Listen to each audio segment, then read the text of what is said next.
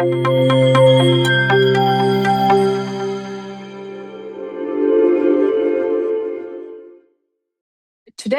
I'm going to be discussing a very simple but a very powerful question. Is our life already decided, or do we have a role in shaping it? And I'll be focusing on the science of karma and reincarnation. I'll be sharing perspectives from the Bhagavad Gita. So, how many of us have considered these questions at some point in life? A lot of us, right? Why do people start life in such different situations? Why do good things happen to bad people, and why do bad things happen to good people? Is everything already decided, or do our choices actually matter? So, this tension between destiny and choice is something that we all experience. So, the Gita actually gives a very balanced answer. It says that life is not completely fixed, and it's not completely free either. We are born into certain circumstances, but from there, our choices shape what comes next.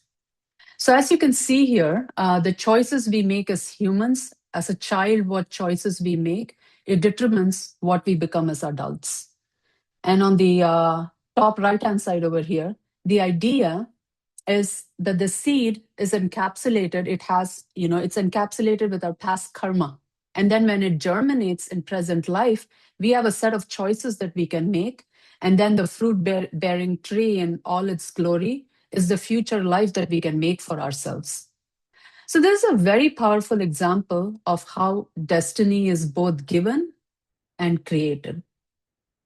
So life really is a mix of what we've been given and what we do with it. Now, to understand this more deeply, the Bhagavad Gita gives us a framework. It's called as the 5 key truths about life. So it basically describes who we are, the world we live in, how actions work, how everything is connected, and how time influences everything. And these 5 topics, it help unravel any existential questions. It explains we are not the body, but we are the soul. The soul is currently living in the material body, in the material world. It explains the world, its various influences, and what the soul is doing in the world. It explains the law of karma and how it governs our fortunes in this world. It explains that in order for the soul to live in the world and perform karma, why time exists. And outside of these 4 concepts, there is a different spiritual reality, which is Ishvara or God. So the Gita ultimately teaches yoga, the connection of the soul to that reality. So that's the framework that you're seeing over here. But today, instead of going into all 5 in detail, I'll focus on 3 key ideas that can completely change how we see our life. So I'm just picking from the bottom of the image. We look at identity, who we really are. Then we look at karma, how our actions shape our experiences. And then finally, how destiny and free will work together. Now, before we can talk about karma or destiny, the Gita asks a more fundamental question. Who am I? Our body is constantly changing, from childhood to adulthood, but something about us remains the same. So that is the self, the soul. So if you can see over here in this picture, can you tell me how many bodies you see over here? You can just go off mute and tell me. You can actually count the number of bodies. Anyone? 15? Yeah. It's like, yes, maybe if you leave this one, 15, 16, something like that. Now tell me, how many people do you see here?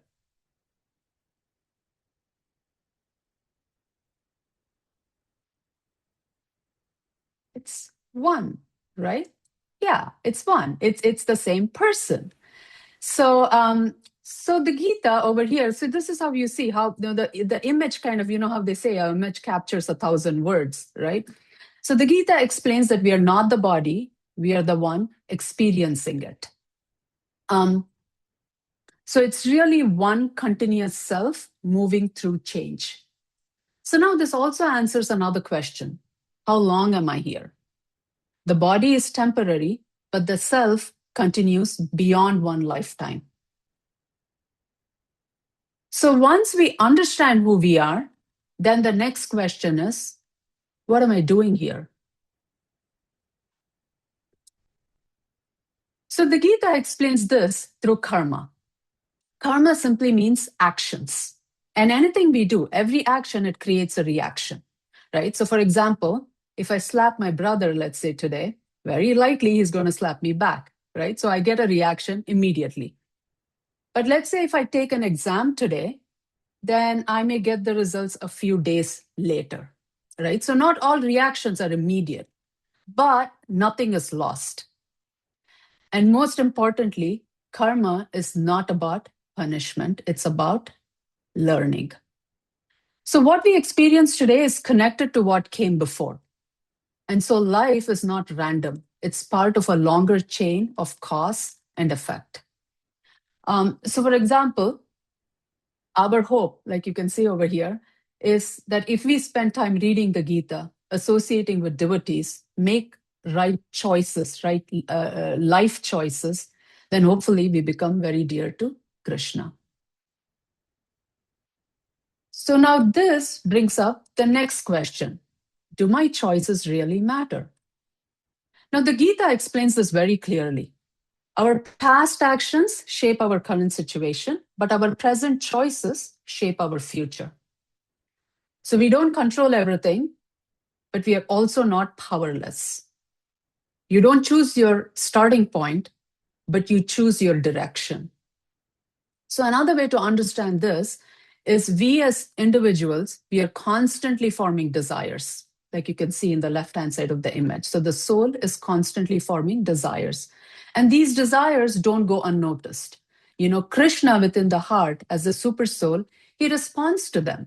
But his response is based on one, what we want, two, what we have earned through karma, and three, whether we are moving toward growth. So we are free to choose our actions, but we are not the sole controllers of the results. So let me give you an example. So as we see here, let's say person A desires recognition, okay, recognition, fame. Now with poor karma, they may get attention, but in a negative way. Let's say person B has the same desire, also wants recognition, but he also has good karma. So then they gain respect and success. Now let's take person C. Now person C also has a spiritual aspiration. So then they may be placed in a role where they use recognition and service, like teaching or guiding others. So now if this is how life works, right? If we are the soul and our actions shape our future, then it naturally raises a deeper question. Is life random or meaningful? Now, from our perspectives, many things feel random. But the Gita suggests that not everything is visible on the surface. So let's take a very simple example. Two people face the same challenge. One becomes bitter, the other one grows and transforms. It's the same event, but very different outcomes. So the event may be the same, but how it shapes us can be very different. You know, one can face misfortune and get really down thinking, why is this happening to me? And the same thing, another person can look at it and see, what is the learning here? So what we see is just the surface. You know, what looks like randomness may actually have a purpose that we just don't yet understand. Another way to think about this is this life is not the whole story. It's just one chapter in a much longer journey. So now, if life is not random, then the next question is, what is the purpose of human life? So the Gita says human life is meant for something unique, not just survival, not just enjoyment, but inquiry.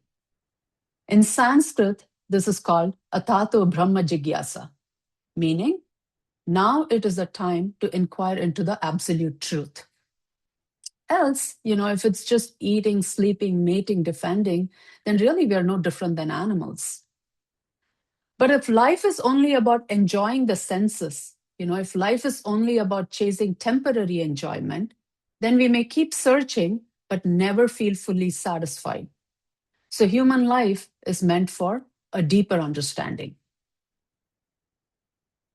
And finally, is there anything beyond this world? So the Gita explains that the material world is temporary, it's always changing, but the self, the soul, belongs to something deeper and lasting. So real wisdom is not to reject this world, but it is to live in it with a higher understanding, to seek what is lasting while moving through what is temporary. So in summary, we started with a very simple question. Is life already decided or do we shape it? And then we saw that the Gita shows us that we are not just the body, we are the soul moving through life. Our actions matter because they shape what comes next. And even within what we are given, we still have the freedom to choose our direction. So life is not random and we are not powerless. Your future is not random. It is shaped by what you choose, what you learn, and what you seek. Thank you so much.